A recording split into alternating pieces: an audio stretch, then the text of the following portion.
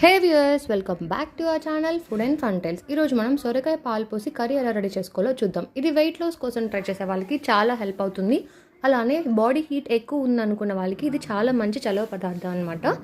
దీనికోసం ముందుగా మనం ఒక బాండీలో ఆయిల్ తీసుకొని తాలింపు గింజలు అన్నీ వేసి ఫ్రై చేసుకోవాలి. దీంట్లో మనం సెపరేట్గా కారం ఏం వేయము కాబట్టి ఎండుమిర్చి, పచ్చిమిర్చి మన కారానికి తగినట్టుగా చూసుకొని వేసుకోవాలి.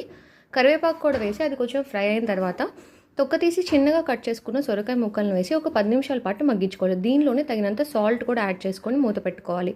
ఇవి కాస్త మగ్గిన తర్వాత మనం ఒక 2 టేబుల్ స్పూన్స్ బియ్యం పిండిలో మనం పాలు పోసుకొని మిక్స్ చేసుకొని లంప్స్ లేకుండా అది ఈ కర్రీలో కలుపుకోవాలి. ఇలా చేసినట్టయితే మనకి పాలు అనేవి విరగకుండా మీగడలాగా తొక్క కట్టకుండా ఉంటుంది. కర్రీ కన్సిస్టెన్సీ కూడా చాలా బాగుంటుంది. ఇలా కలుపుకొని మూత పెట్టేసుకుని ఒక 10 నిమిషాల పాటు ఉడికించుకుంటే చూసారు కదా, కర్రీ కన్సిస్టెన్సీ ఇలా రెడీ అవుతుంది. దీనిలోనే ఒక చిన్న బెల్లం ముక్క కూడా యాడ్ చేసుకోవచ్చు. ఇష్టం లేని వాళ్ళు స్కిప్ చేయండి. Thanks for watching.